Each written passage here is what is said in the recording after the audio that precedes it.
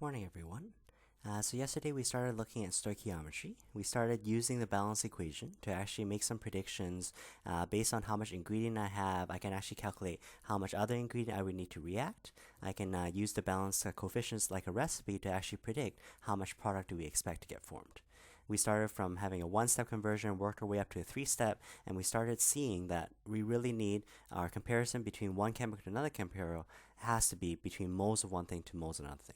So if you don't happen to have moles, I would first calculate for moles. I can then jump over with the mole ratio or the mole bridge, and I can go calculate for whatever they want using molar mass, using molar volume, even Avogadro's number. So I'm just going to give you a quick practice question there, and then today we're going to do two small spin-offs of that. So just as a quick warm-up here, I'm going to hint at an equation. Let's say we have Zn. It's going to react with HCl. Right, that's all they give you. Let's see if we can do the predicting, balancing, classifying aspect. In this case here, I notice I have one thing that's by itself. That's like an element. It's metal. This one here is a compound, so it's an acid as well. Typically, you can know a common property for acids is acids react with metals. So you can even check the activity series as well. You're going to find zinc. Yes, it's higher than hydrogen on the chart because zinc here is the more active metal. As the metal, it's going to take the place of the metal in the compound. So what I'm going to get is I'm going to end up with Zn with chlorine as the compound, and poor old hydrogen gets kicked off. That's what the single replacement part tells you. Do yourself a favor and double check, have I written these formulas correctly? In the ionic compound here, zinc is an alkaline earth metal plus 2, chlorine is a halogen. Oh, I actually need ZnCl2. Once you get those ratios, I don't want you to show the charges on the top anymore. When hydrogen got kicked off, earlier it was fine being stabilized by chlorine, but now it's formed hydrogen gas. It's just pure elemental hydrogen. This one here does also need to be H2. So in that case, once you have the formulas written correctly, we can just balance it with a 2 for HCl. Remember, after you do your regular balancing, they're going to ask you in the frame of, well, what are the sum of the coefficients? What are the sum of all the coefficients? Don't just say 2. Even though we were lazy, we didn't really put down the ones here. Those ones that are implied, make sure you add those ones up here. So just for practice sake here, just to throw in sort of concentration to the argument, I want you to find for me what volume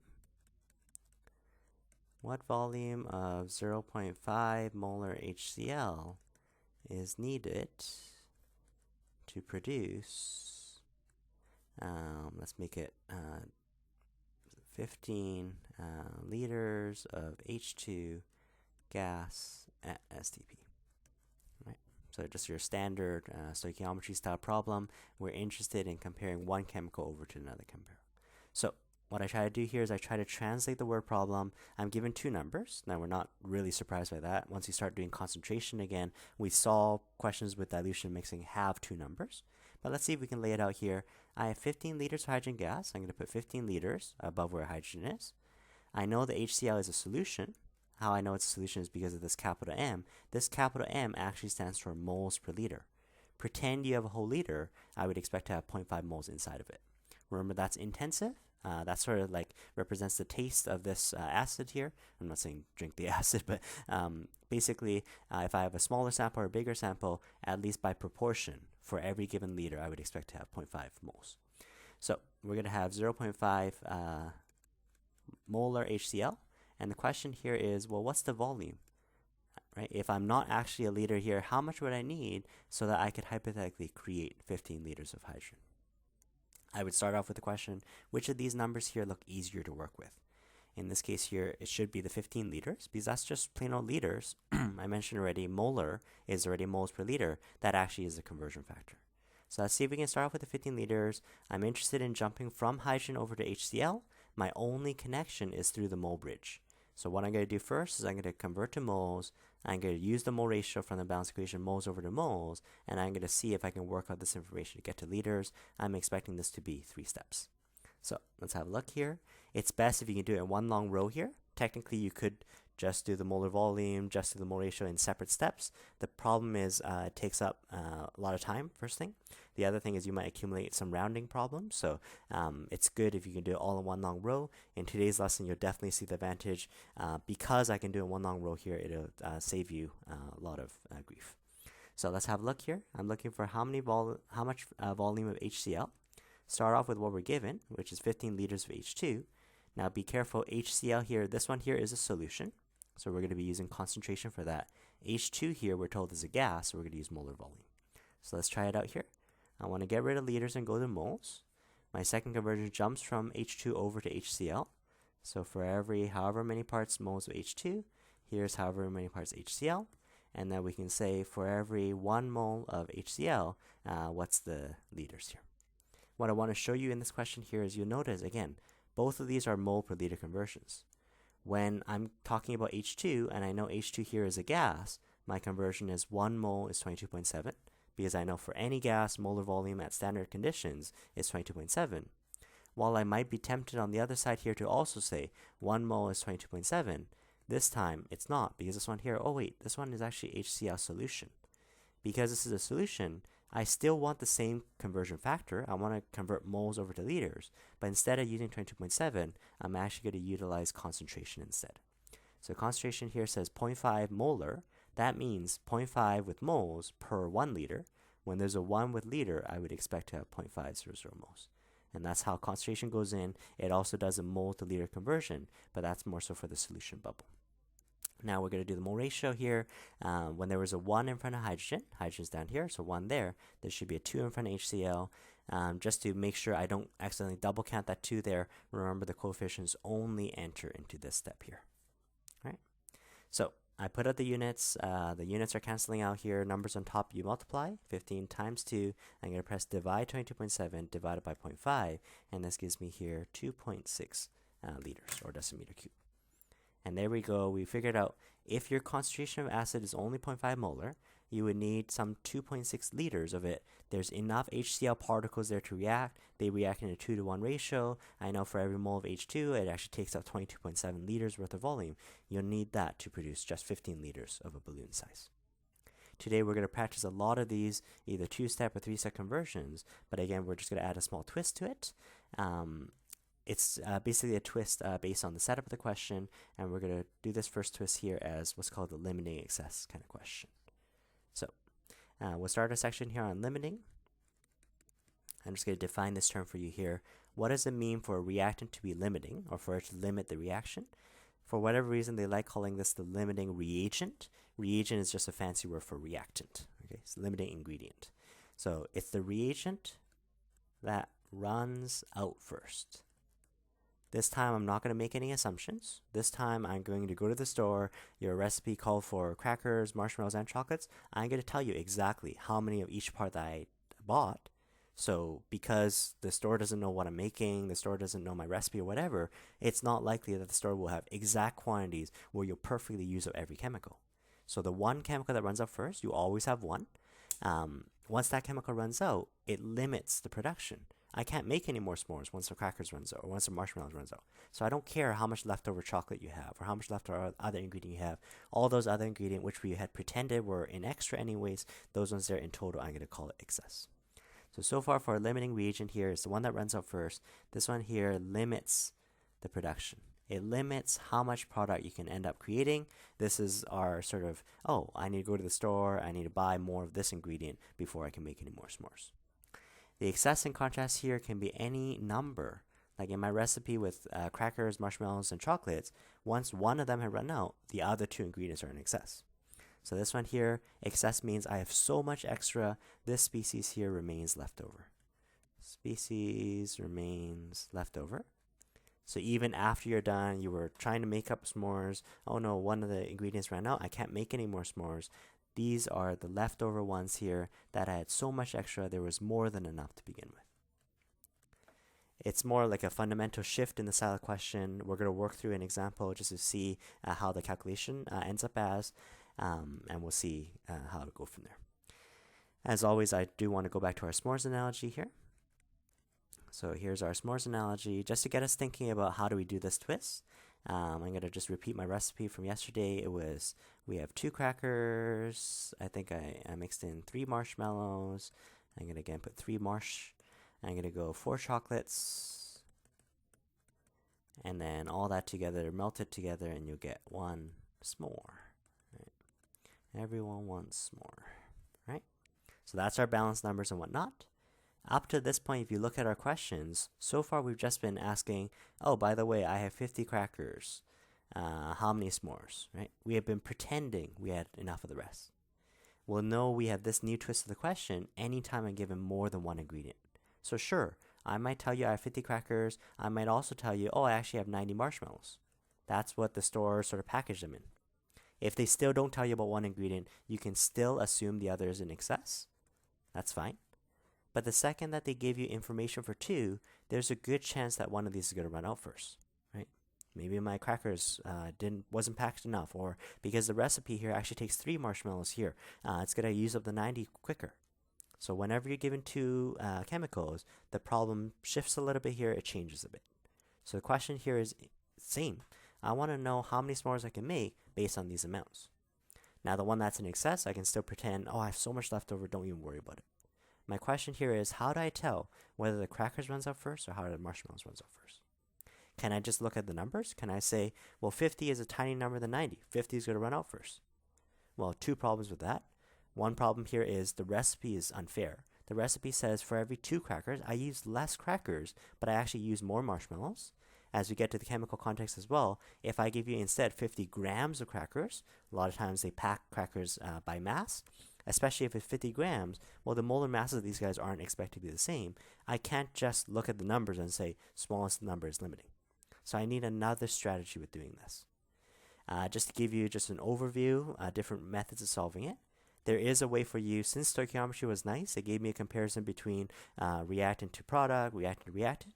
I could take any one of these. I could do a first conversion. Let's figure out crackers. Let's find out how many marshmallows it would take with it. Right? It's a 2 to 3 ratio. 50 crackers, I should need 75 marshmallows. Oh, I actually have 90 marshmallows. That actually guarantees the 90 actually is extra. So you could definitely do this comparison. We're going to practice this as we get to calculating excess towards the end of our problem. I'm going to show you a strategy that typically is a nice shortcut. It does sort of 2 steps in one. Instead of comparing reactant to reactant, which totally works, nothing wrong with it, because the final question is usually, well, how many s'mores can I make? Right? I'm just sitting here, I'm waiting for more s'mores. What I'm going to do, instead of comparing reactant to reactant, I'm going to actually compare one reactant. I'm actually going to compare it with how many s'mores can 50 crackers make. That's my one conversion. That actually pretends that crackers runs out first. As a second calculation, I'm going to start off with my total number of marshmallows. I still have no clue which one runs out first, but what I'm going to do is I'm going to also calculate for how many s'mores. The trick here is you want to go to the same chemical, you want to even go to the same unit. If you went to grams for one, compare grams to the other. Once I have both numbers, I can figure out, well, 50 crackers could make 25 s'mores. 90 marshmallows here could make 30 s'mores. Well, how many s'mores do I make then? I start off with 0 s'mores. I start packing my s'mores away. By the time I hit 25, oh, my crackers runs out. That's the one that limits the production. Of course, marshmallows are extra. So that's the thinking that I want you to just keep in mind here. We'll work through a chemical context. We're still going to do like 2-step, 3-step conversions, still the same molar mass, molar volume sort of conversions, but we're just going to have this small little twist. So let's just work out this problem here. I'm keeping the question pretty simple where it only has 2 ingredients. So let's say I was just given aluminum and chlorine. We know these are elemental. We know it's probably a synthesis reaction. This guy here is going to create a compound, aluminum chloride. So AlCl3.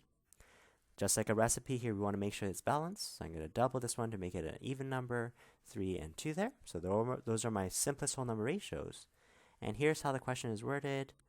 When 108 grams. Sometimes they like spelling it aluminium. It's still aluminum, right? I think it's in Europe or in Britain that they call it aluminium. When 108 grams of aluminium or aluminum are reacted with, let's make it 402 grams of chlorine. Usually this question here is worded as a part A, B, C, especially on the short answer style questions here. On their end, they're trying to figure out sort of if you're having trouble with this question, they want to know which parts are people having trouble. For us, the writer, we're actually going to be like, sweet, you're actually giving us hints. Oh, do A first, and then do B, and then do C. You can actually do this as a nice pathway to actually approach this question. So in part A here, it says, I want to know which is limiting, which is the one that runs out first. On your worksheet, you had a bunch of these questions as well. And the other question I want to know here is what mass of aluminum chloride forms. All right, so that's the question. Again, I'm going to see if I can change this word problem. Sometimes it's scary looking at a big paragraph like that, but try to put the numbers, try to draw a picture, try to make sense of these numbers here.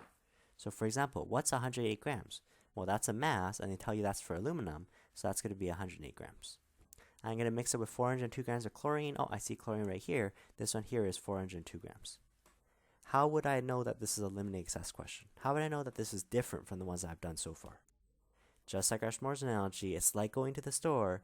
Anytime they give you information for more than one chemical, there's a good chance that one of these might run out first. So because I told you, here's how much aluminum, and I said, oh, by the way, I'm also buying this much chlorine, there's a good chance that one of these actually runs out. So that's how I know it's limiting, even if they didn't tell me which is limiting or which is excess. It's the reactant that's going to be limiting or excess. And then part B of the question is asking for what's the mass of aluminum chloride that gets formed. So I'm looking for question mark grams. Aluminum chloride is the only product, so that's going to be on the right-hand side. On your exam, it may even be like, here's part A, here's a big space, and then part B, here's another big space. The reason why I like our strategy, I'm going to walk you through it, is because it can answer part A and B together. So even in that situation where you had the two big spaces, just do this once, and then you can say, oh, I actually answered part A in part B as well. So let's just have a look here. Our strategy is we know it's limiting excess because we don't know which one runs out. As I mentioned before, you can't just say smaller number. That's the limiting one. We know that the mole ratio is unfair. When I take 2 parts aluminum, I actually take 3 times chlorine. Also, the molar mass is different. Molar mass of Al is only about 26, 27 or so. Chlorine here itself is 35, but 2 of them is about 70. Mass means something different. I'm going to use up this mass much quicker than mass of aluminum because the molar mass is a little bit tinier. So for both of those reasons here, let's do our strategy. Let's individually make some assumptions. Let's pretend the crackers runs out first. Let's find out how many s'mores. I don't know if that's the right answer. Let's then backtrack and let's say, what if the marshmallows runs out first? Also, how many s'mores? So what I'm suggesting for you here is take each amount. I'm going to write down, let's assume the aluminum is limiting. All right, that's a big assumption. I don't know if that's correct or not.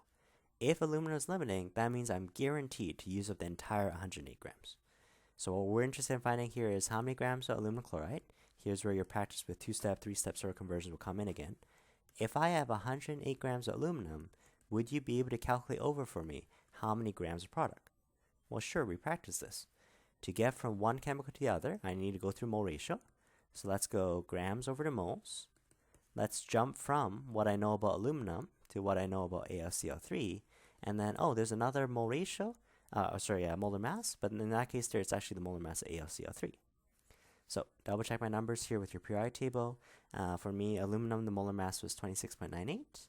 That's how many grams per 1 mole. Just reminding you that's aluminum. The mole ratio says whenever there's 2 parts aluminum, there's a 2 in front of AlCl3. Even though it does end up being multiplied 1, I still show it just to confirm for me that I jumped chemical. And now that I'm talking about AlCl3, it might very well be a molar mass conversion again, but this time here it has to be the molar mass of the entire compound. The molar mass of the whole compound, if you add up the bits here, 133.33 grams per mole. So I do that multiplication there. That's our 3-step conversion already. 108 divided by 26.98 times 133.33. This gives me here 534 grams. In a perfect world, if you use up exactly 108 grams of my first ingredient, I should produce 534 grams of your product. Now, that was already a lot of work because that was a 3-step conversion, but we were totally assuming this. We could totally be wrong. Chlorine might actually be limiting. So as a second step here, just like we did in our s'mores analogy, let's do the opposite assumption.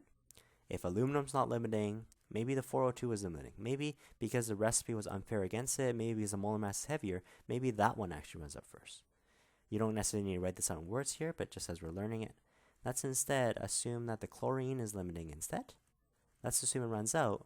The kicker here is you have to go to the same unit. Because I calculated mass of product, I'm going to go back to grams and the same chemical so that I can make a fair comparison between the numbers I end up with. It's totally possible that your recipe here might end up having 2 products. You're welcome to go to either product in this comparison. You're welcome to compare units, moles of one product to moles of another product. The reason why I decided to go directly to mass and directly for AlCl3, well, AlCl3 was only this product. But the reason why I did that is because question B is actually asking for mass of this chemical. So I'm trying to hit two birds with one stone here, even without knowing necessarily which is limiting or excess yet. Let's see if we can find it out all at once. So I'm going to take my 402 grams, careful it is Cl2. Likewise, I'm going to use molar mass here. So this is going to be 70.90. 1 chlorine is 35.45 times 2. The mole ratio says when there's a 3 in front of Cl2, there's a 2 in front of Al. 3 in front of Cl2, there's a 2 moles in front of Al. And then what we're going to have is the molar mass, sorry, AlCl3. I want to go to the same product. And the molar mass here, similarly, is going to be 133.33. On a technicality, you could have stopped the conversion there. I would have ended up with moles of the same product. I can compare which is the smaller number already. But again, I want to answer fully part B. They wanted mass, so may as well find mass. 402 divided by 70.90 times 2 over 3 times 133.33. And this gives me here, number here. This gives me 504. And one thing just to caution you here is there's no guarantee that these numbers have to be very similar. I could have bought so much more aluminum and actually had so little chlorine that I only make 100 grams or whatever. This really only depends on the starting amounts. And what we're surprised with here is, just like, remember we were saying, you can't just look at smaller number. Oh, that one's limiting. In fact, based on the unfair recipe, based on me using 3 chlorines but only 2 atoms of aluminum, and based on their molar masses being drastically different, in fact, I only have enough chlorine to make 504 while I had enough aluminum to make 534. Remember, I started off with no aluminum chloride. I start manufacturing it, I start producing it, I make 100 grams, 200 grams, 300 grams. By the time I hit 504, by the time I hit the small number, I want you to put a box around it or something. Don't just leave it like that and be like, oh yeah, you know which one I'm talking about. So by the time you make 504, which chemical cuts out? The chemical that cuts out, the reactant that ran out, is chlorine. So therefore, I've answered part A and B. We know chlorine is limiting. Which of these assumptions was correct? I had assumed both of them were limiting, and I realized the one that produced the smaller number is actually limiting. So you can say, therefore, chlorine is limiting, and you can answer the other problem, 504 grams of AlCl3 is produced. That's how much actually gets formed. We never actually make it up to 534 because I ran out of marshmallows. I ran out of chlorine. Now, once we know that, can I memorize from here on out, okay, chlorine will always be limiting? Well, no, limiting excess really depends on that exact day. Based on these amounts, based on it being 108 and 402, yeah, 402 wasn't enough. But what if I had a different camping trip, and what if I had 500 grams of aluminum and 800 grams of chlorine? It's a totally different story again. So when you do limiting excess, it depends on the numbers for that exact problem. In fact, this actually helps us answer a sort of conservation of mass argument as well. You'll notice in total, I just did everything in mass just for convenience, 108 plus 402. In total, I'm putting about 510 grams worth of material. Later on, I say, okay, how much aluminum chloride do I form out of this recipe? I only get 504 grams. The question is, where did that extra 6 grams of aluminum go? Right? 6 grams of material, right? Did it disappear? It can't, right? Mass has to be conserved. Just think about that here. You'll probably be able to get it. I'm going to ask that again here, but probably more intuitively here. Naturally, I would ask you there, if chlorine is now run out, how much aluminum is left over? How much of the leftover ingredient do you have just sitting around? It's just waiting for more chlorine to actually get made. So in that question here, usually I'll follow this up. How much excess remains? So we know one ran out first. We know the chlorine ran out and it cut out. How much of the leftover, the excess ingredient do I have remaining? Let me just draw you a picture of what's happened here. We are starting off here with our reaction. I start off with 108 grams of aluminum. Right? Based on my first calculation, I had enough aluminum to make 534 grams of your product. 534 grams, and let's say this one here is our AlCl3. In my second calculation, I actually had 402 grams of chlorine. It looked like a bigger pile, looked like a heavier, denser mass. So I have 402 chlorine, but by the time I work out the 3-step conversion, this one actually only makes 504. So 504. We had already decided here, the smaller number here is how much gets produced. How much s'mores did I actually make is only the 504. And we know that by the time the reaction is perfectly done, this guy here is completely gone. We have no more chlorine left over. The question here for me is, I know that chlorine would have been eating away at some of this aluminum, but I know that not all the aluminum ran out. Some of the aluminum was actually extra. I want you to find for me how much excess remains. How much of this aluminum ingredient is just sitting around because I ran out of my marshmallows, you can't make any more s'mores. So the question is, how can I get that amount? There's two possible ways of doing it. I'm going to just show you both methods. You only need to do one. Both of them involve a subtraction, and both of them involve a calculation. So it's not like one way is easier than the other, but just make sure you know multiple different ways of doing this. So the first way, so I'll call it method number one. Method one, find out the mass of aluminum consumed by the 402 grams of chlorine. Then subtract from the initial mass. Right? So pictorially what I'm saying, so far we've done in our conversion, I've jumped from chlorine over to aluminum chloride. But what I want this time is I want you to start with the limiting. That's really important here. So start with the limiting because I'm guaranteed this one here runs out. Start with the limiting. And instead of going to the right to a product, let's figure out by the time chlorine gets used up, how much aluminum has it eaten away? How much has it consumed? I knew I had 108. I'm just going to go 108 minus that amount, and that gives me my excess. So let's do this here. I want to figure out how many grams of aluminum. I'll make a note that this one here, I want it to be how many parts was actually consumed, eaten away. I'm going to start off with the limiting. The reason why the limiting is so useful is because it's limiting, I'm guaranteed the entire 402 gets used up. Earlier, before I knew which was limiting, when I used this 108, it was actually a little bit misleading. Because I know, sure, a lot of aluminum goes into the reaction, but not the entire 108 actually gets used up. So that's why from here on out, if you know what the limiting is, that's a guaranteed number, so 402, whereas this one is a little bit confusing. Some gets consumed, some is actually extra. It's not so easy to start off with that number again. So let's start off with 402 grams. I already had a lot of the numbers earlier. The molar mass here would be 70.9 grams per mole. The mole ratio says for every 3 parts chlorine, 2 parts aluminum, and the molar mass of aluminum was 26.98. You can double check my numbers here on the periodic table.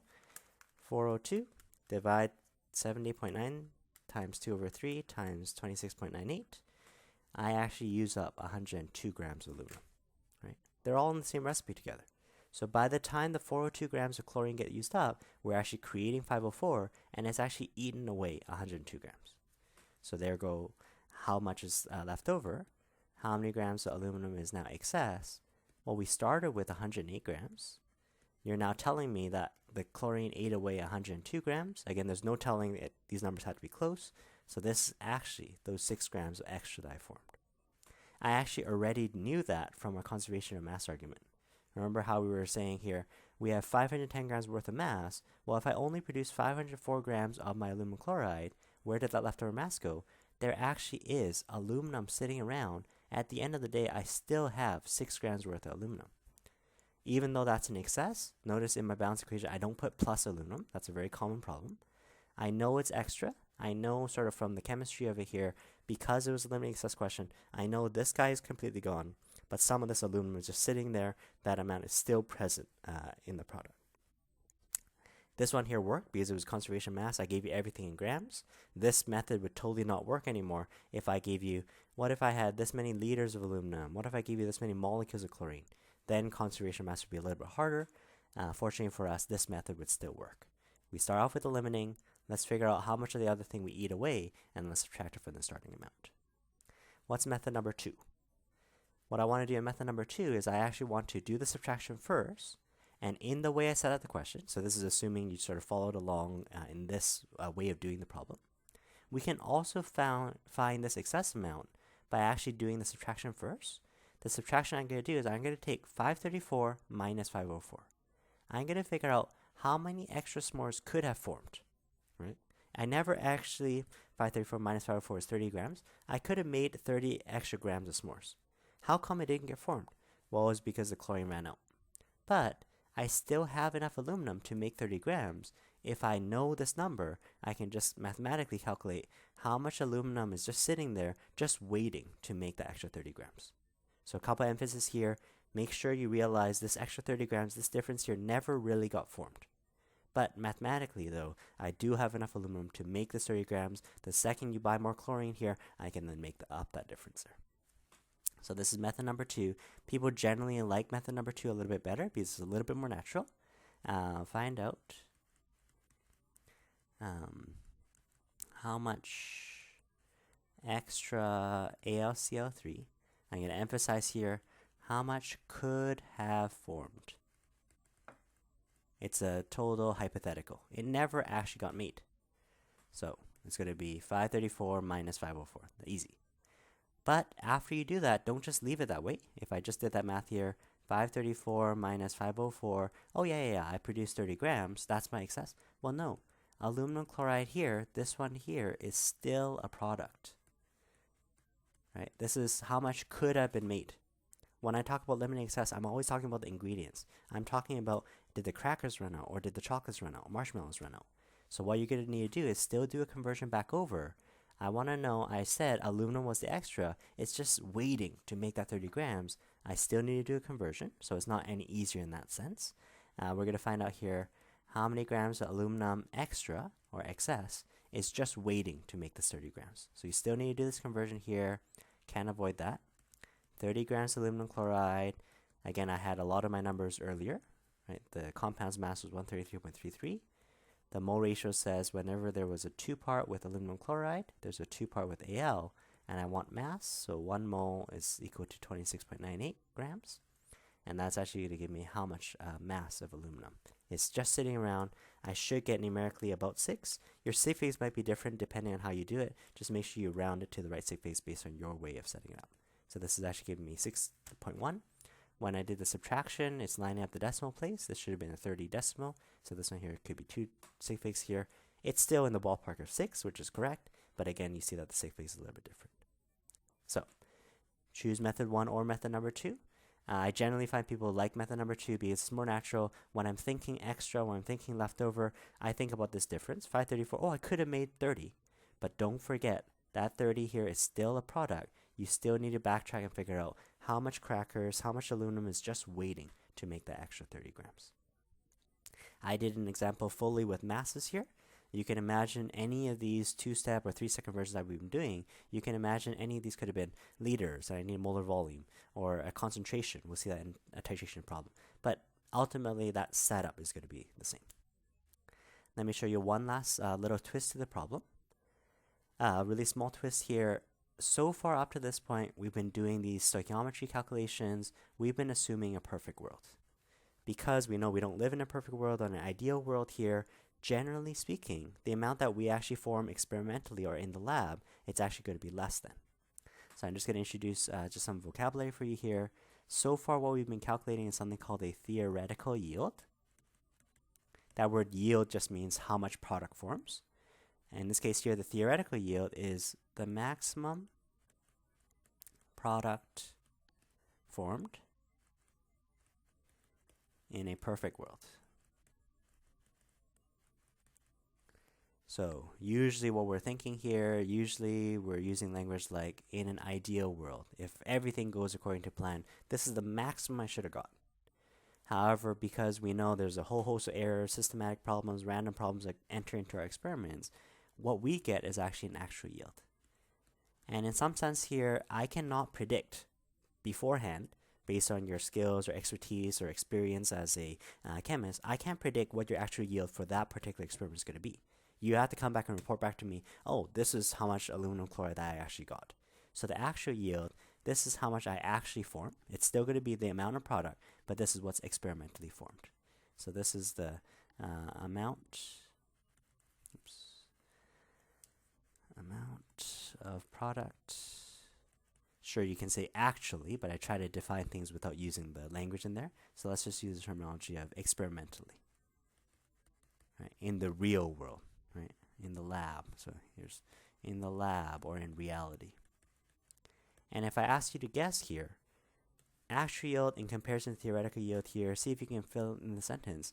The actual yield is usually bigger than, equal to, or less than theoretical yield. What do you think? Hopefully you're able to say to me here, actual yield here is usually less than the theoretical, right? we live in a less than ideal world. Well, what's the reason for that? Let me just hint at some suggestions. You can probably think of more. We mentioned in the lab, experimentally, we have a whole host of different errors. So let's think here, errors. Whoops, I spilled some liquid. Whoops, my reactants weren't really pure to begin with. Errors. They could be random sources. They can be based on our interpretation. They can be something wrong with the actual setup, the actual procedure. I don't know why I switched to colors like that.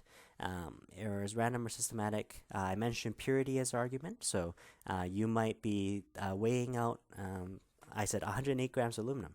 Well, what if that piece of aluminum here was actually embedded with a bunch of impurities? Sure, my scale is still reading 108 grams, but what if it wasn't actually all aluminum? So that would mean I'm actually using less aluminum to react in. I'm going to get less than the amount that forms. So purity can be a problem. We can have a whole host of side reactions. So not an exhaustive list here. Side reactions actually imply, even though this reaction was interested in mixing aluminum with chlorine, actually if you leave aluminum exposed to the atmosphere, maybe aluminum actually pre-reacts with oxygen, right? It just gets oxidized, actually form deposits. Yes, those deposits will end up as impurities, but that's a reaction in itself. That's on the side. That may actually shield some of the surface, not allow all the aluminum to react. That just definitely knocks off my mass argument here. It could be a whole host of side reactions. Some reactions we'll also learn, they don't go fully to completion. Even though I've been writing reactions, aluminum and chlorine, forward reaction, I'm assuming a perfect world 100% makes aluminum chloride. Some reactions hit what's called equilibrium. They may only go 50% of the way, or 60% of the way, 40% of the way. We'll do equilibrium as another chapter next year. But basically here, based on that, we're going to say the degree of completion. Does it actually go 100%? Does it actually go forward all that well? That's going to affect how much product that we actually make. Because of this difference then, we can then come up with what's called a percent yield. Sometimes to be fancy, they call it a percentage yield. It's still this language of yield. It's still this language of how much product do I get. And you probably guessed it here. We're going to take the smaller amount, take the actual yield on top. That's the amount that you did experimentally. We're going to divide out the theoretical yield that I expected it to be, and then I'm going to multiply it by 100%. Right? So there's our formula. It's just a ratio of basically how much bang did I get for my buck, right? How much did I put in, and how'd you do, right? Now, people do take this in mind. They say, great, actual yield here is less than. They look back at the work that we just did and they say, okay, I'm looking for the smaller number, Okay, 504, smaller number. This is actual, 534, bigger number. That's theoretical. Would it be correct for me to go 504 divided by 534? Hopefully you're able to say to me, well, where did I get these numbers? These numbers here came out from the stoichiometry. They all came out from calculation. They all pretended this was all chlorine, this was all aluminum. We used the molar masses exactly from the periodic table. We used the recipe exactly as is. Wait a second. Both of these are actually theoretical yield as well. Why are they different though? Why is one number bigger, one number Oh, that's right. It was because I didn't buy enough chlorine. That's why this number was tinier. What I'm saying here is I'm saying even though in a perfect world we should be getting 504, that's why I listed for you earlier, my actual yield will be even smaller than this 504. When you do this experiment, maybe my aluminum wasn't really pure, maybe the chlorine got divvied off in some side reactions, maybe the reaction doesn't go forward all that well, maybe I end up producing, this number has to be given to you. So let's say part D of the question, we just finish that off. So I expect you to make 504, if 490 grams of AlCl3 are collected, let's see if we can calculate this percent yield. My percent yield is supposed to be the actual over theoretical. If I got 490, make sure it's in the right units. So grams, my 504 was also in grams. What percentage? It's sort of a measure of how good my technique was. My percent yield is actually fairly high. It's a 97% yield. Right? Evidently, we want to push for 100 if we can. So what we can do here, I mentioned here, I cannot predict based on your skills what your actual yield is going to be. The other way I could do it is I can say, well, what if I tweak some experimental conditions, tweak the pressure, tweak the temperature a little bit here? What if I improve that yield a little bit? We're never going to get 100%, okay? But what if I manage to do that? And what if the yield is improved to, let's say, 99%. 99% of what I wanted to get. In that case there, based on my formula, my percent yield is the actual over my theoretical yield. If you want to actually calculate for actual yield, pretty systematic here. Well, all you're going to do is you're going to take the percent and you're going to multiply the theoretical yield. You're going to say, all right, well, I was supposed to get 504, and you're telling me now I've got 99% of that? Oh, great. How do I take 99% of a number? 0.99 times this 504, and that gives you your answer, 0.99 times 504. Oh, I actually managed to get 499 grams. Right. And there you go. That's just one small little spin-off. A lot easier than the limit and excess that we went through. We'll practice another one of these style questions in the upcoming lessons, but that pretty much wraps up chapter 1 for us. And if you have any questions, just let me know. Thanks, guys.